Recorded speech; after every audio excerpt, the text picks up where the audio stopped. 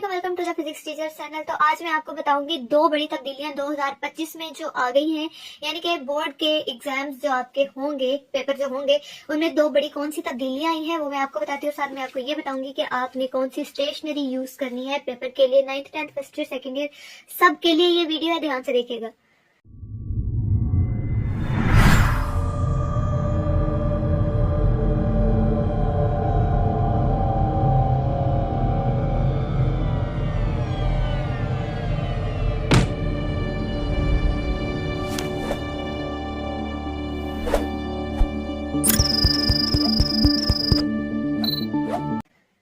तो सबसे ज्यादा इंपॉर्टेंट होती है पेपर की प्रेजेंटेशन। पेपर की प्रेजेंटेशन अच्छी होगी तो फिर ही आप जो है वो पेपर अच्छे से हल कर सकते हैं। प्रेजेंटेशन अच्छी होगी, जैसे कि मैंने पुरानी वीडियोस में आपको बताया है कि ये चीजें आपके पास होंगी। प्रेजेंटेशन अच्छी होगी तो एग्जामिनर खुश हो जाएगा, और अगर एग्जामिनर खुश हो गया तो आपको नंबर तो मिल ही जाएंगे।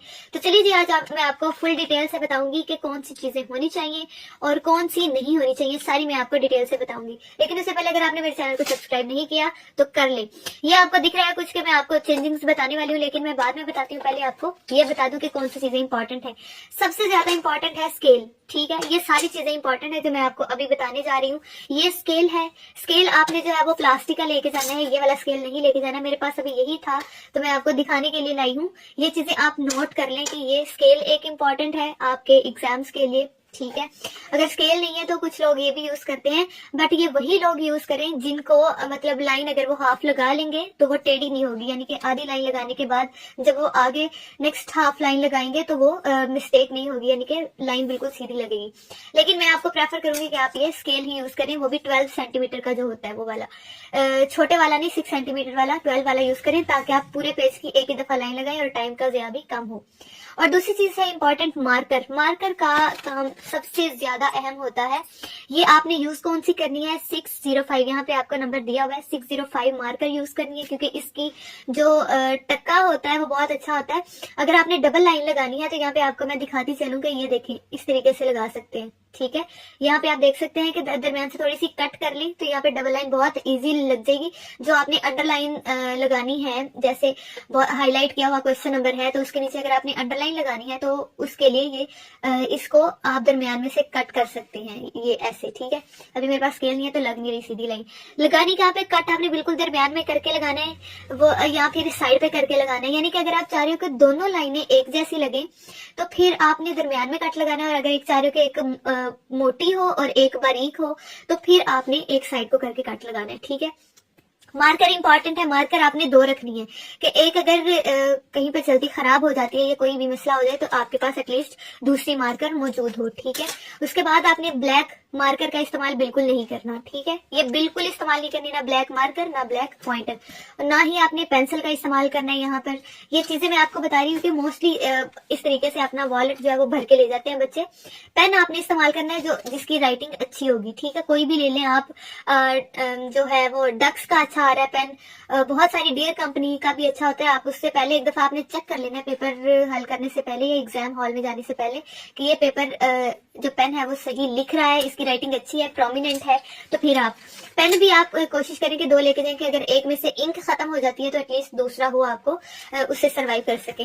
ब्लैक पॉइंटर भी आपने बिल्कुल यूज नहीं करना, ना ब्लैक मार्कर यूज करनी है ना ब्लैक पेंसिल यूज करनी है। उसके बाद आती है यहाँ पर पेंसिल। लेड पेंसिल आपने ले जाएं एहतियात के तौर पे कि कहीं आप कोई डायग्राम वगैरह बनानी है तो पहले आप रफ में बना लें ताकि मिस्टेक ना हो, फिर ऊपर से आप मार्कर के साथ या फिर पेन के साथ उसको डबल मार्क कर सकते हैं, ठीक है। और इसके अलावा शार्पनर और रेजर वगैरह, अब पेंसिल है तो उसके साथ ये चीजें भी जरूरी हैं। सबसे ज्यादा जरूरी है, अगर सिंगल में बताऊं तो एक स्केल चाहिए आपको, एक मार्कर और एक पेन चाहिए। ये तीन चीजें अगर आपके पास होंगी तो आपका पेपर हल हो जाएगा। सॉरी, दो मार्कर्स चाहिए, एक डबल लाइन लगाने के लिए और एक हेडिंग्स देने के लिए, ठीक है। इनके साथ साथ दो दो चीजें आप रख लें कि दो मार्कर्स, दो पेन्स, ठीक है, और दो डबल लाइन लगाने वाली मार्कर, तो वो बेहतर रहेगा ताकि आपको कोई मुश्किल दरपेश ना हो पेपर करते हुए।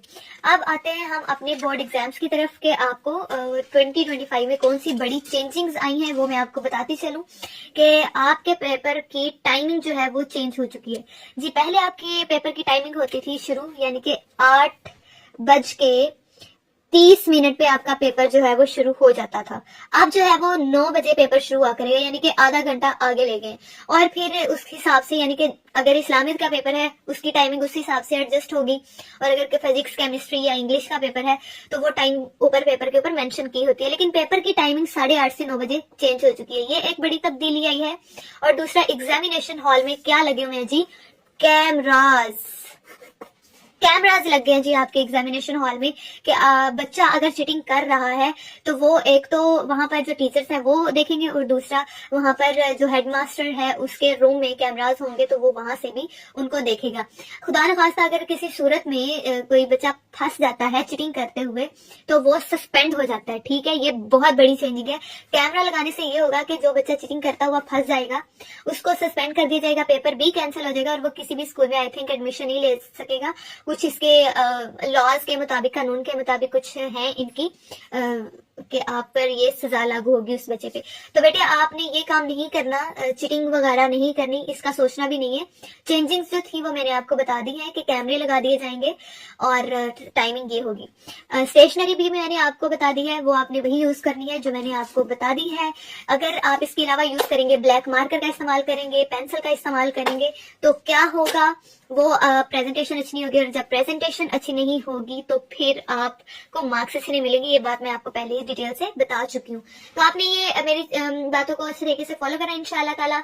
अगर आपको कोई और अपडेट चाहिए, कोई और क्वेश्चन है तो आप मुझसे कमेंट में पूछ सकते हैं। वीडियो अच्छी लगी हो तो लाइक कीजिएगा, सब्सक्राइब कीजिएगा। बाय बाय दोस्तों, खुदा हाफिज़।